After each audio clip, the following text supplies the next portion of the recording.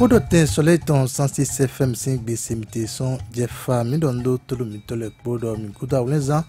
bokudo boje me ya misa bogo me he hude fia lopolopa bule ko be wondu me kabi meto ule na do ton me nyudo wehi irunado to we posete yi fi pe na yi ojogbe kabi ayaje temende mi don domino mi basina gbejini no mi ton mi we kan bona ken do khode goto ni wa e betometo gungbe me to mulozin to jire mi jisne gbangba to lanu Leopold Nuati mi don domino mi kwabo to ni wa eheme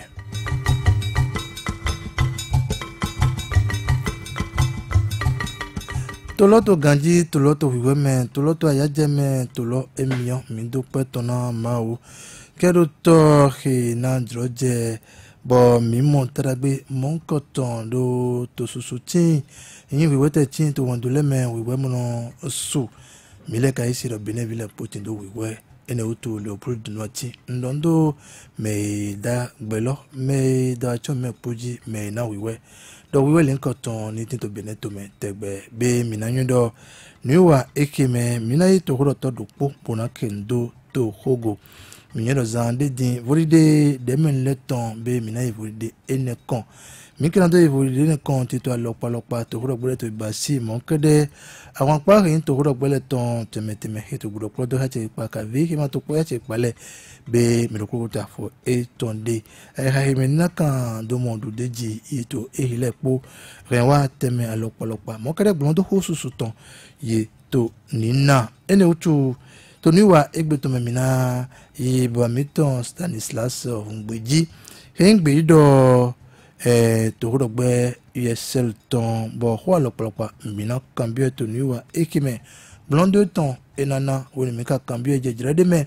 jire na tina mi lo sunando teka bonayra mo lokan aweleji woni mi do gbon lokan wo ni leji no cambio miton ena tepona na blondo eton poro ko pe mi moto ni walago mi na so do droje na dodo e hile po be wala do pudogo mi kwa boto ni wa e hime mi doja po sein na do wetuna e hime na do alopalopa toro mi to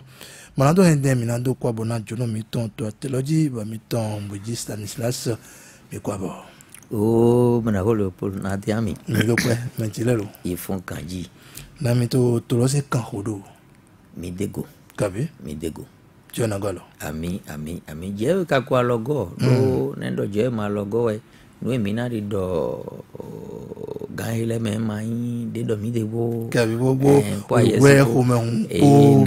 vivo da ho de po je we àwọn lo me de po din iro dan kru na ho de na dan po dan e pro to vile si de mi juro din e we na no na mi do Jesus nko me kabi ado de mi joro mo e na no na mi mo e mo je do na no do yanju dagbe na de we so na ho dagbe kan bo dagbe lo kana ho bio jiwe ene utu tito alopolopa to yi ta lonu bo mi na kan ho bio mi kompla zoni dile mi zinwai mi nyodo awon pa USL ton kabi to rodogbe to gbe klome ha che pale yi ba si gbeji zonde nando yi sendo do hosa to mito ton be nu konto sendo do hosa to mito ton wa mito Joseph Jogbenu mon kede nando yi ho no pe nu kun vode we ma lego yoro cos le puis nando yi pe nu konto e ton ba mito janvier yawe dewu mitepon bo dafona o megbon we kemenu wa ten kavi hodra ten hin ORTB ton meyi tito me hino puno kondo asohona hojirazo wa goto beneto mito me hiro autorité de l'audiovisuel et de la communication hack mino konto e hilede zoni tele etele mi de son etele reauna mi bomindo igbeji zoni mon koto de basi e hile kaka ye figbeji ba miton Ngbeji Stanislas chira mina holo polo do nendo misiro do miniwa de nume miniwa baje mena hona todo mitole mi magano gwa for godo we zombo miwa o mizingbeji zoni lo iteutu na mi osu wewe mi do monu kunje nume titantone awito mini pondo ye me do nu do vodide de jalole lo ye ka wo ton wule ya ye osu ye nyon ko de sen lo do ya ye se sen lo sin gingon me ya nu pataki ya we de re mi bo mi do no bo e de lole ilene mi o koslepi ni do mi ka je na mi no baido o tito me do vo clan podo a check pa podo pono kan we clan bonondo mi jro na wa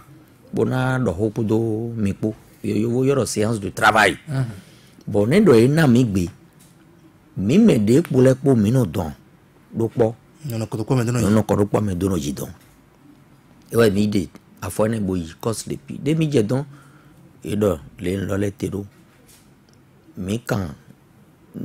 vogugbonde mi mole mi kan ena sinde ena nale mi moro ye dio adana ndele bo nlo so ugan bo o e jandi do e so go ko yoyo de le mi créer o sen lo kado ni do e jan so glo adana découpage administratif lo jan we lo ye tin do na gbon sen gbasa ye ma ka gbon don bo mi do wa mo nu mo nko mi don ka eton deji e ga do mi lo e mi ose lislo adi we ma da ho de me de do achebona devo ne ti yo ze jona sena bo mi denyo ne do mi wa don ne do mi o je don mi na kan ho bi o yi lo so mi wa yi sena lo tito mene le po o kando de no yoro FCB akokun lo wo we biyo do tana mekpo don wo bio koslepi bo so bio sena de mi so je sena mi kan ho bio son li senego ile do nendo o ngigble de to li senego jawe e mayin ho mi leton de zina mi ledo mo mi na ido wazon do don nendo ho lo nu wasu jire lo wa yabo e modo o nunde gbanton ego e ma yin ho emi leton do me de elesin kwa we na yin do me ro propo do azon de do na wa bo senku do mi do eyan awoto mi wa kan bi do you know your article de do 242 nukun mi mo jete yele do de me bo ina do mapo me de je vodide ne lole ene mi na do nyon o no e na do dun lo wa chobo alo e na do hen lo mi do na nwe wa chobo na yi vodide e ma nyon do vodide lo we na ba ifo wa chu e na je ta me gbaji no wa chu mi na yi do mo kunje go keze bo mi ro puro no wuli awo de ton nendo o voix so ha de adona mo a ko nwe wa chobo na yi vodide lo e me do vodide lo na de fo boy na pon ira pon kan la kana me pon e o ye bai mo hunya ba no jo wa to de pepe me de bai mo te hunya wa re wa bo mi le majuro e wa so bo mi de nu kon tolo wa iho do ho kaka mi mo do drene me wo su papa mo onyon sen de ji na zindo borando ma jana na mele e ma nyu bo mi do e teri me fo samlo men konton de me fo samlo me bo mi do mi le wa jana holo mi le jana jana me ma onyo hu de ji mi na zon do ma jana me pe ko jo ho do mi te ya tito mi na ho do ma jama ma mu tun na ko rego donc yo su ye mu do ye jemeru nu kona mi bo mi ne do mo mi le mi ba recommandation mi bi oro ye ni di ayi sinsin de ne ye ni yo mepo me da che pipa jiwe ya me ma de jipo ya mepo mi ni si ayin bo ye na do na mi do o vodide de mi je lo le we jamba yin lo do ene ina nyu ese na do podopo mi ton wo cho mi na yi vodide lo nu e ma ba mbo mo be ma yo e do na mi do e ma ko sien trande wa do mi le e mi nyu do comme de do o 10% ho bien me donc il y a tendance grande tendance là ouais il est nana de le ko no ba ido kaka jedin mi nana grande tendance élection la moyenne élection nationale élection de proximité ouais do yo vo yo do moyenne présidentielle vodide to yake vodide de yake de c'est pas mi ouais donc eti ndo na baje mena no e do en tout cas emile ma no kije o wekun de do semegba o ku constitutionnel ouais no do de ouais gba yan mi pon zone gbeji zone lo bon de do mo bon mi o to ko so baje sina to ho do gbe de no yodo USL Union Sociale Libérale de si ta si jeka me la kwa Javon Sébastien T président d'honneur mi wa kanwe makla o agbaye ne sa ko constitutionnel mi kanwe makla bon nugbo ye igbe do mi ni wa bo de do mi ni wa mi yo gbe mi ton de po de ma do gbero plo do pa che pipa pole bo mi zon po o mo bodo jedon de mi jedon mi do nu mi mo kaka jedin constat yo wo constat nu mi mo kaka jedin bo egbon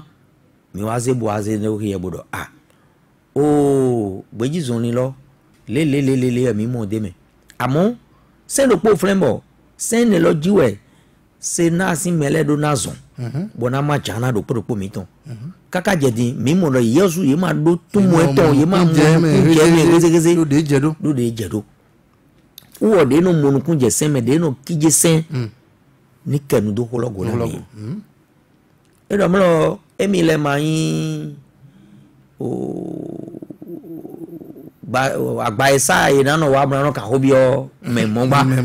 do ne ina ka hobio mi won awe ina ka we gran mi we bo ne do ka we gran mi ne emi le mi gbon de nana emi no na gbon logbon decision me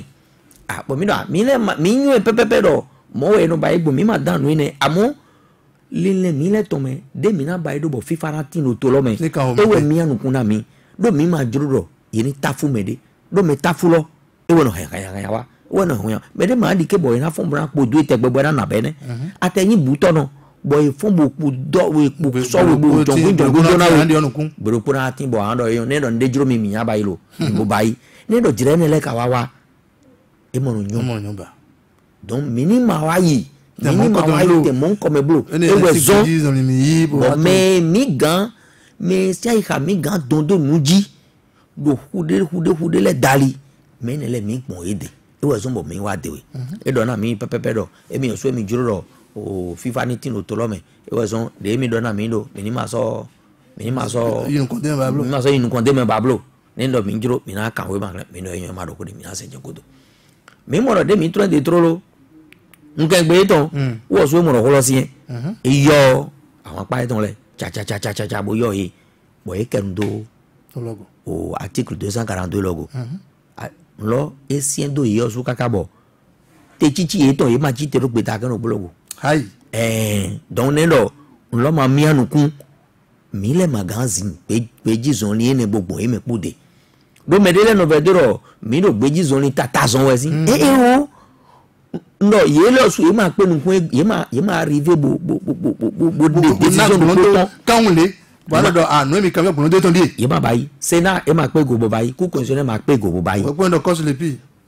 o ma ton ke no don what is go on donc mi mo ro holo e mi anukun donc mais mi ton le mi wa mi nu to mi ton le so agon lo sen bo mi do o me la ho si jega jogbenu e do mi osu mi ni do lile de mi le mi mo so we kun ne bolo mi le mi ni do lile mi ton lo mi ni do lile mi ton lo no mo ku je go so mi la kan obio do we no do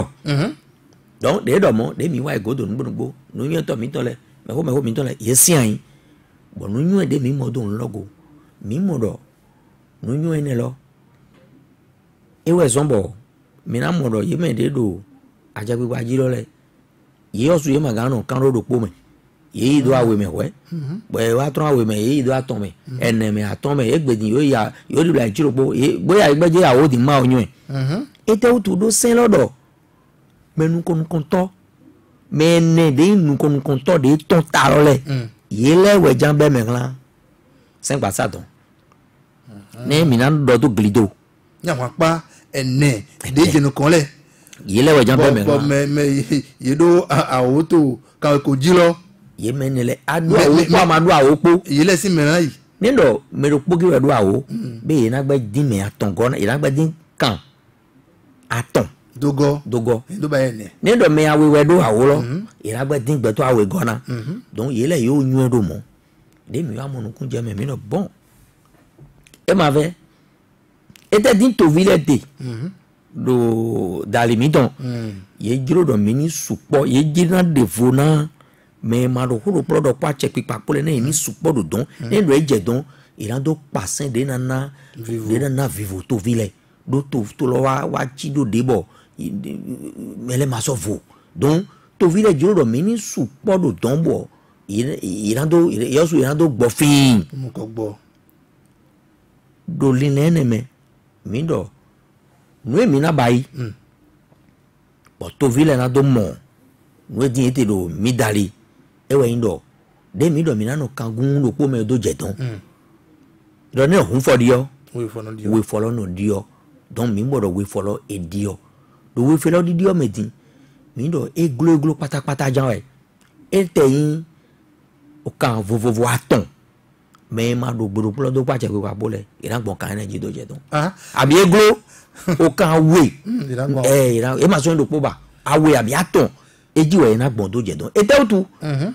do me di ele ile e to me enyo ro ne do e do de kan newe timbo ira gbon kan energy do wa sen pa sa don enyo ro ne ro o me ma horo product pa che ko pa pole ile e ton do e yo so e jeli ro me ma horo product pa che pa po ile jena du deji yo le su yo nyu ne yo mora masime yo monu le po me do mi le jawe e wo son boy do taru do ai ton yero ne do ne lo e ka wa mo e nu para sa no do mi de para sa mo e voson jason la mo do ne ro na jo mi ado amazin ku mi ado amanyo ko be na dawo mi to mi do akun de pepe na do ha ja be na do pe si so mente donc ye modo me mado ko do product pa che gba bole yele jina do deji donc ye nyoro ne do yele tezon kan do polo jibo wa tintan ira gba chi ando ide le megbe to ira gba chi kan vovo aton brando don gbe to wa sen gba salo donc amo ira do nyewe mele ira do ya mi gona do àwọn pa ne do na no don de mi mo do mi do be de àwọn pa ne do na don din bo mi osu mi nyu do mo din mi ya wo cheju mi don bo o mo mi le osu mi na yi po àwọn pa aton abi awepo ene do ene lo ne do ezi ene lo eglu pátápátá mi na de me awe me ene mina yovoro yo ndo mina équilibré do démocratie me mi de ro me susu wono do ali oria e me kun awe no do oria ali oria do ne do mi ene bo mi jan zegbeta kan tedi fi egbeto supporter zegbeta kan no ton gandi donc ne do mi ai ho 3 contre 1 mi sa foreign donc mi ga nyo ne do mi jan bo mi gbon wa pa awe abi aton me do je don e glo kaka yele ye idopo mile ya ton mile lo ne Hongboji Stanislas na cambio wido bo kan ho mi tire do gbe mi zo àwọn aparo po do yi ni pa mi ne bo àwọn aparo po mi o do bla bo to poda yi bo do amu kun je go na me ro ene go mi na gba ya ka vi e me do mi na do politique yero do les données sont dynamiques magnon le na do rogun gbe me wo mele na sero ali de mi nyu de mi do to wa zon kaka jedin e flen amo nyu de mi wa do gbongodo mi tin do na ido wa zon ne do mi ma ido wa zon be mi na do agosu tro tare mi no fodo nyu godo to ton ji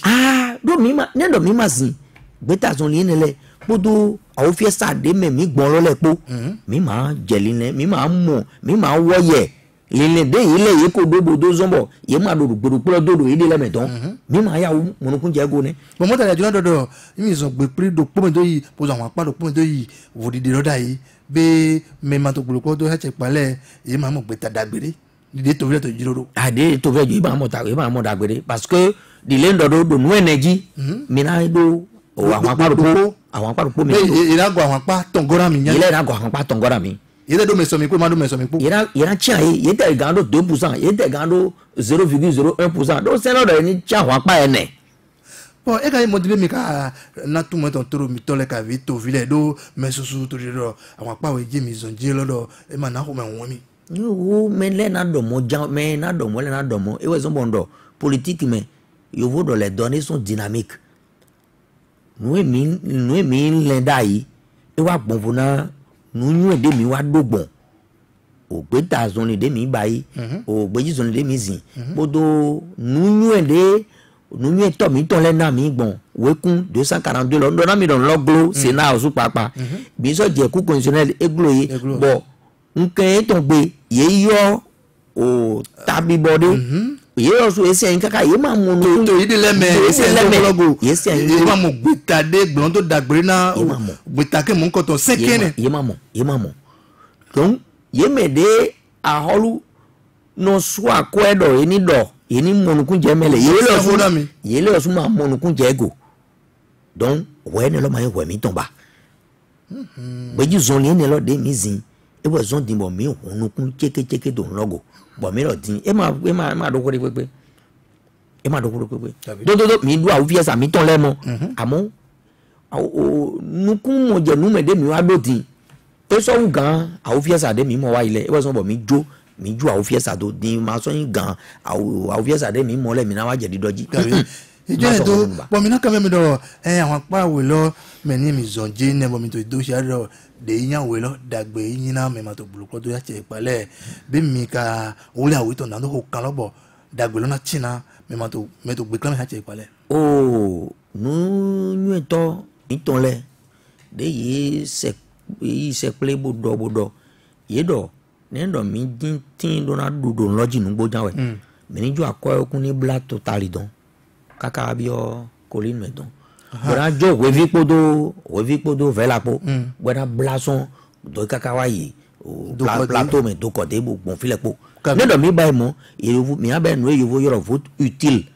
nde pepe de vode mi na bay mi na che fan fun we na donc do yi kado ne do yo kwa do filo po tenu bayi e no te fun donc mi dike ne total ni te fun ne to folio so ni te fun ni awe ne le te fun jawe we to vile te minamo ile mi to mi na jo total gbe dona o to gan mi ton ho boni ya isin to ho do gbe pa pa e ton le po ina yi total gbe lo don denu bo be so kan mi kaka wa to foli gbe de yan se na we vi gbodo fe la po USL we vi gbo fe la po mi na dondo enenu bo mo dale azon wa mi ton na ti to foli gbe kere e me lo na ti to fo gbe kere ndo gbono po me mi wa zon lote gbono po me mi na ze o candidat bon file po amo me mi ton de don le ira nyu ero mi na jaju la me de ka be ya jaju la me de ka de le su ya so nyu ero mo e ba ibo nu nyone kabi be ka homite dini ka homite lo ne donc to vile we so bondo titando we mi juro do ne do amonukun je ndego anazin an wo wa lo eton e we so bondo to vile nu e juro e we na jo ma de di yi ka re ma ye ma mi momento to holeme to kunleme na me ka so no so mo you want to mo me o me modole mi anu cambio iro fitewe ye dindina mo mi te boy ma mo mi ya ye mo hun ronson ajo yijiraji bo donc nde pepe de mere na bayi nu gbo nu we na yin boy na bayi clean buena no bi bayi amo de mediele no bayi bo nu do nu gan bo zingidi no dego o ko mi ton de ye fina ile be pere be wa na to bi lewe de o jesu anyu e do na e wa iratun ajaken pere ye le nte sa ni lo bayi we ye le ni te sa ni lo bayi we to bi le ni mo ye ni idu bo e ma tari nu konjera me bo e do to nu konjera mi bo do to file popo bo do to file popo gbon o akun e din na pa mi na e ma pa mi do nu do mi te din e ma yin to huro gbelewe do nlo amo to vile osu we da o fie same bo se dodo mi ton na ya chero ne do mi a o fie same bo fodi de wa mi na jubana me yin to gam abi me yin àwọn pa ton le bo e ma doro FIFA dina to lo mi na ju semba na e semba lo we yin fodi de lo donc me ko a o fie same ete mi na so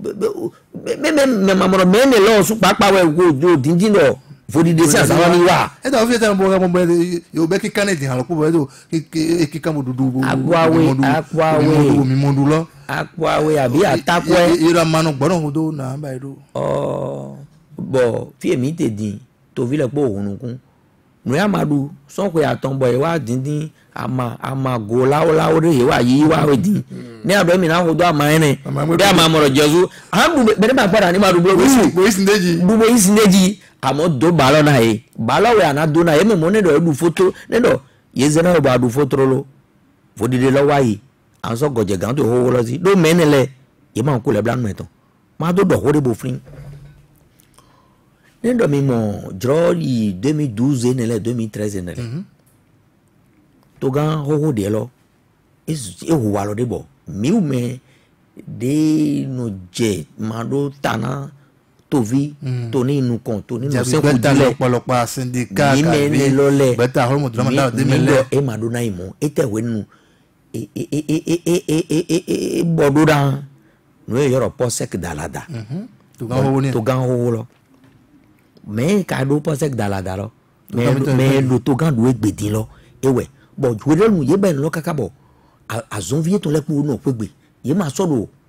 azon mo ba ye ma so ko esun bo ye bo bloquer activité le po me de me bo e gba we do fun bo kaya bo mele no a do ajo mele donc activité de don le po e ku e do alote ne do mi don mi na vedro ahun awe ye ba e gbon fi bo mele po fo bon lo e gble ko mi ami bo mi do e maganu mo bo yan no ezon mi le mi jema do apo madu tanga ma ideme mi do nu mo ko do na goko do benito me e ma jedo mi ni so tàbí to vide e no gbe le nko to benito to me to vide te ko bo hun azon we bo yi to vide me bo ye mo nu bo dudu bo ye do ane kopo deji si àwọn mi do na fun mi ma su de bo na do na tende wa e o de tin bo mi wale na mi na ba do bo de fo na so jeji ka e to mi na ho e te mi wa mo me he de wa din what is no ofia ene me wa yi e wa no tatabo ajeputa cleansing do tana no vie Sebastien Ajavonji bon lo teme ne lo ngwa ko gbe fi nu adasin wa idomi do ko egbe o ne no mi wa ikaja common frin tata e delay posek dalada no do 2013 bon mado dikelo e di monami lo de wa tin amoro ye to nlepo an di do an fe do àwọn egbon ko lo gbe sin oda yi ne do aka wa fi nugbo amogbeto amomoto amonyewe banki sime amonyewe sécurité abo bo to vile menu to we bono je egbedin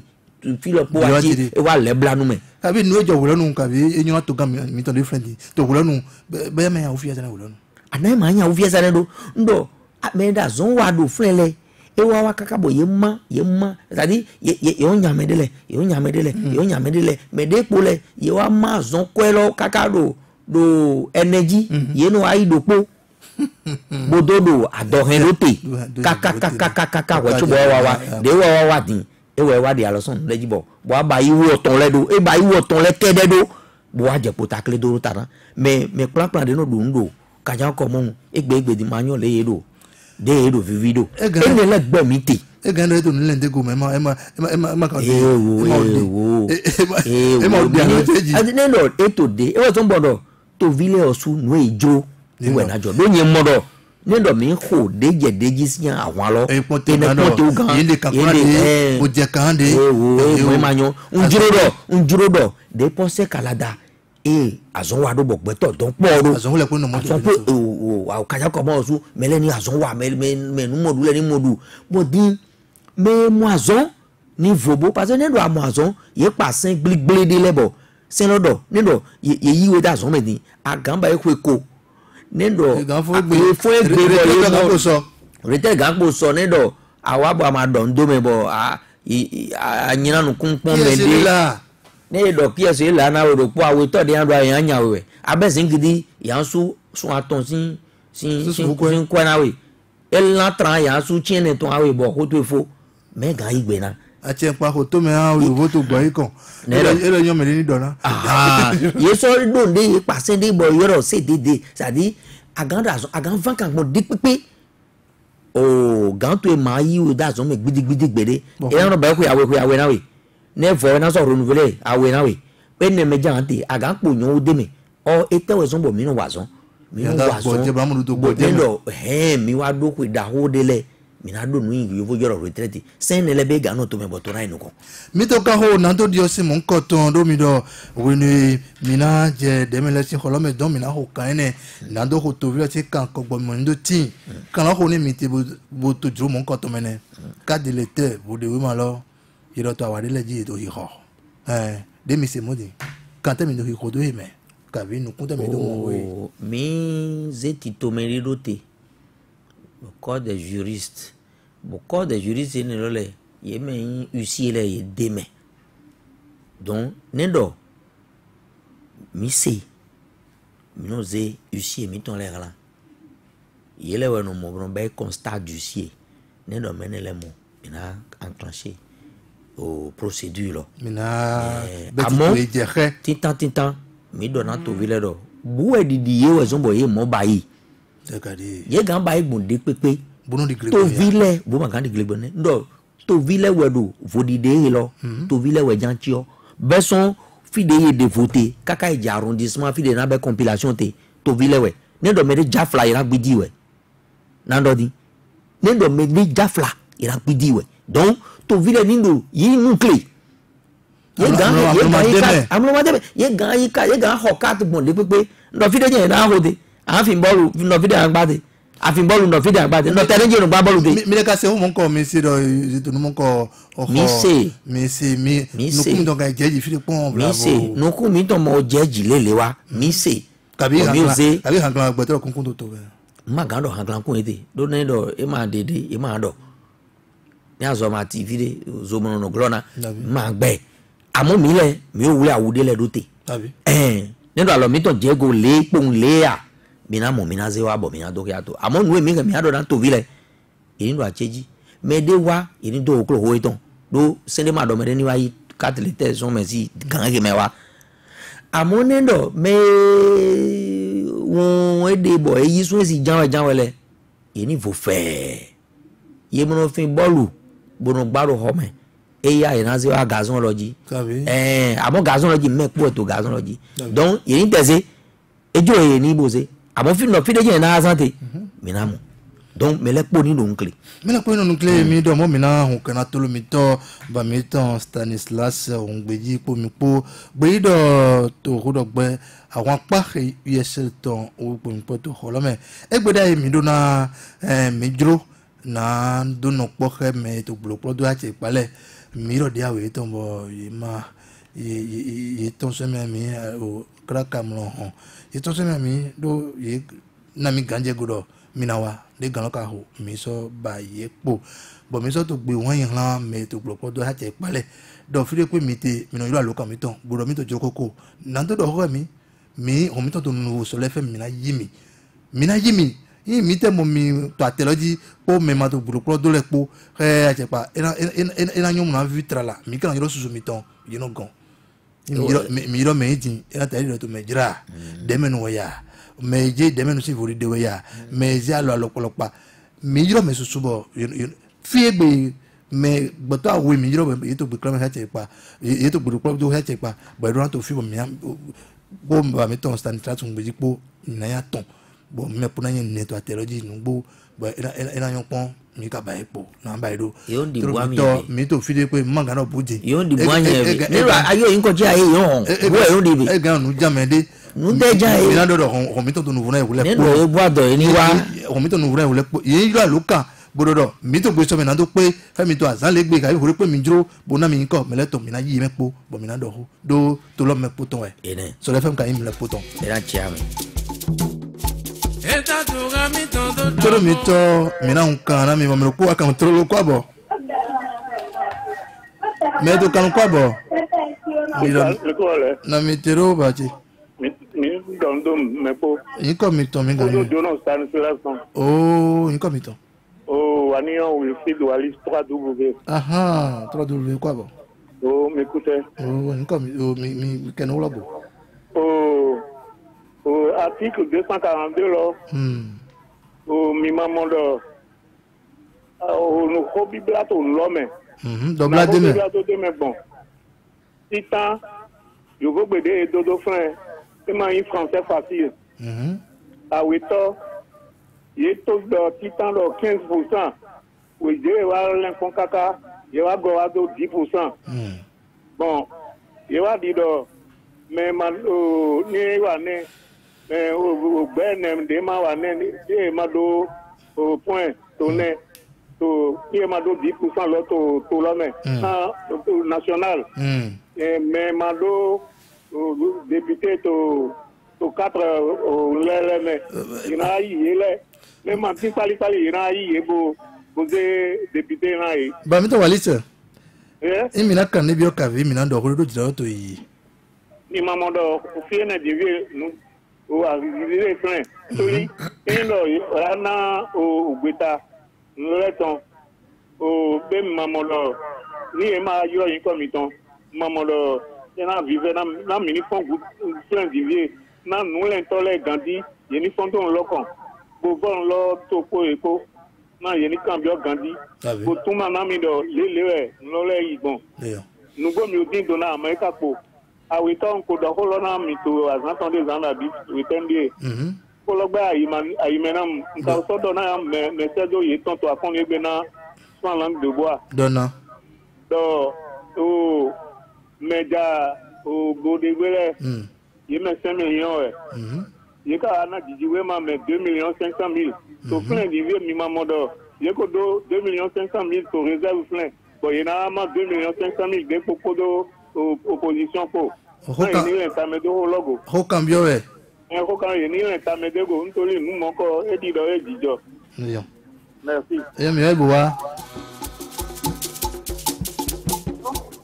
Mais to kanu ya chi kwa bo. Il y a vraiment abache jakoton jakoton nkwa bo gore o don to jono to Stanislas Ngbeji don to vive igbe na mi ko ke ti tan wa ndo mlo e dot na de lo me symbol o me na no buba ngbo e aja ko ji gan la je to fi gugan ko me na ndo ko ya amo do ko ti mo e na nyu ESL na nyu ga wa ndo mlo abi opposition na nyu ga wa ndo nous comptons les deux mia gandori. O ta foto lo. Ko ga ojiwe. E pe utuwe kaka gedi. USL si mele yi mele ma ti to mo di do amedi ele lo po. Mele ma sa carte bleu. Mele ma bleu go yi go do ene. Yi ma do ene kaka gedi. Be mi ano te webo lora ha mi go mi ado ani mi yo mi aba mo. Awe to na do fo hoje. O ko njan kan bi nu me awiye de. Ìtàn ìbàyẹ̀ dọ̀ mọ́ lọ pé ìyẹn wá kún de tòmí tó ń lọ tó yìí gbọ̀ kàkà dín wá kún wà mọ́ lọ mọ́ lọ nípa tí sàrún máa wá gànjìrà yìí máa mọ̀ nù hà mẹ́rin rẹ̀ máa ń yẹ lọ mọ́ lọ nílẹ̀ tó constitution mi tó gbọ̀ mìíràn làwọn náà ẹ di mọ́nà mi ní ẹ di mọ́nà wọ̀ sún ní dọ́nà mi. fún fìlì wẹ́ kó na tó fowó jẹ́ wẹ́yìn dọ̀ mọ́ lọ ESL máa ti tó gbáwù ní nùkíkẹ́ ètò ọ̀rọ̀ máa gàwó gbáwù nùkíkẹ́ ètò ọ̀rọ̀ ètò gàwó pàṣẹ kórìlẹ̀ tí mo ẹ̀ máa dọ́ tó mẹ́mẹ́. Ben, Stanislas wa sans langue de bois. Et dans FTB0. Oh, Mediewa, Gerardo Gomez. Et dans FTB0. Oh, mais les beaux oies, son habité, mais les oies. Et dans FTB0. Kaka de bien, FTB, le macaque, nous. Mais des ma au peu, il y a sous paille. Il est dans le rendez-vous. Blondo, ça en est un blondo. Bétoromito, Minaï, mais.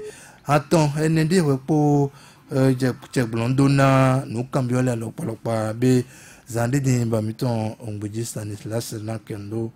o ho cambio lego yi kan lo ma fifie ka bi beto de meto kan kwa bo meto kanu me igbe na we allo frère Paul na metiro nkudo we d'accord nko meton me yomi no Élysée jiwa eten Élysée ke no logo ndo amungo mi yo sekanyi sancheba Nabio ndo joro mi don we. Igbe. Nabio edo yeni dike. Bo dizoni de yen ngandi. Bo na moto team me na to vile. Do tro da mi biero ko opposition ni lopo. Mi ka mo do affordé de wa ilo le wa zombo ni yi lopo lo ma na wa ma se gba. Yeni tempo bo se bo do to vile go. Bo team e luna ye. Na yeni mo tero yo no wutu block lo ma so yi lopo ba. Eyo. Do eneni ma so anya for klenu apare weblo. Eyo. Awito o yeni so na mi jidire lewu mi maro me yime bo duro na dogboro ko epo ro igbere yeni na mi eteji bi ga kontero do me de le no abora do ho bo finalement nous e do le modo mo yeni c'est-à-dire yeni na mi prévoir la pluie quoi ne go mi na gando na mo duro na me juro bo da ko do le mo no go na gando ko do eyon wa bo ba mi ton je vo etin be mina to nukon yi mina to blondo na haroklo jire lo nigba ti choje meji ne otu mina ka baba mi ton yi dodo ina jijuma amere bo akanu kwabo medo kanu kwabo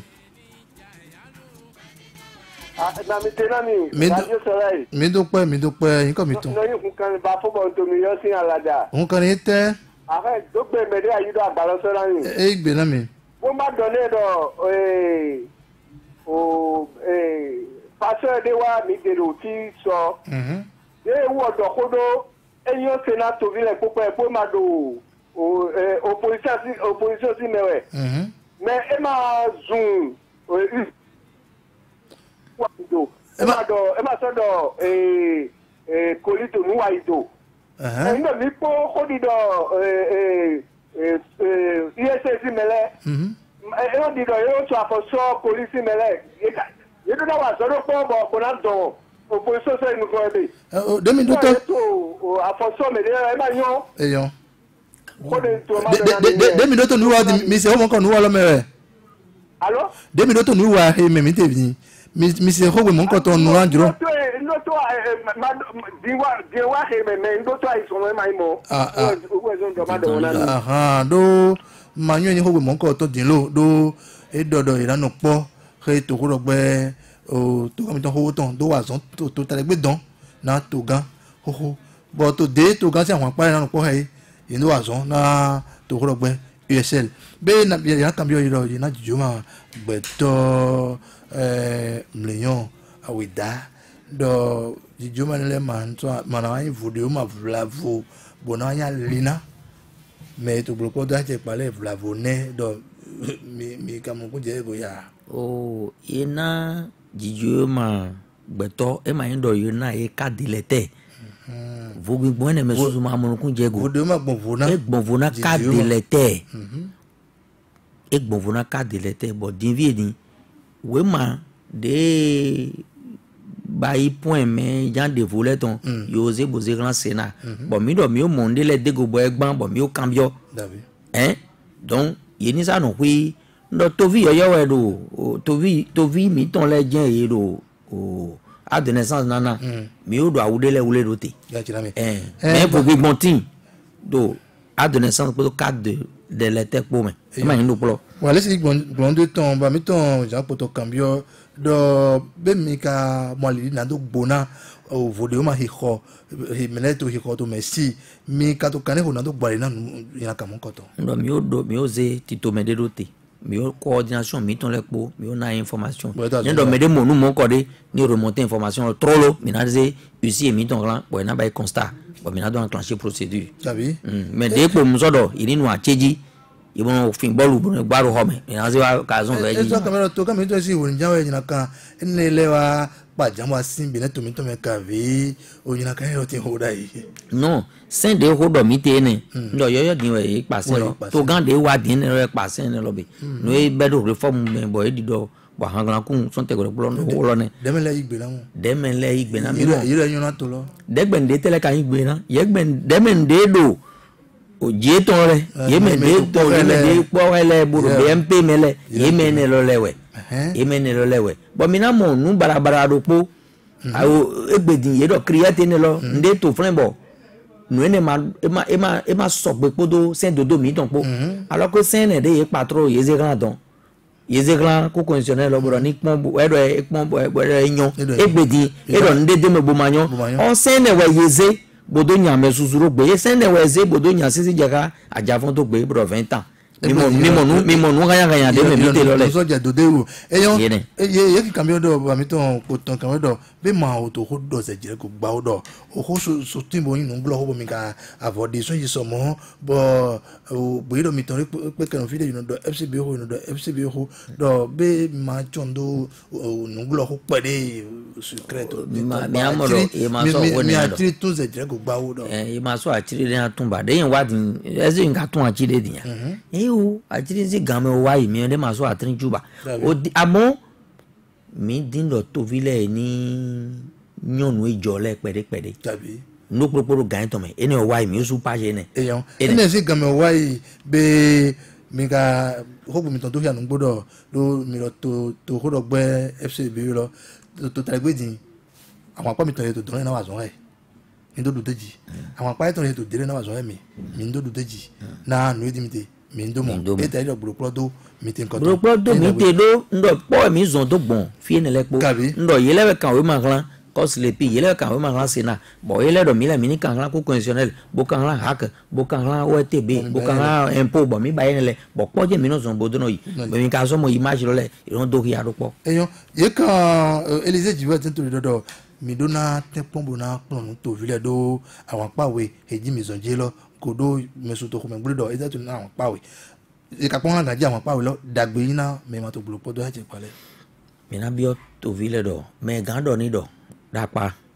o me ko yin gbe vile ye ton bayi me se din de mi on do hore ne je to de me ni do na to de e je to de me ni do na to de na o mi ni jo hodo nu de na kon mi nu kon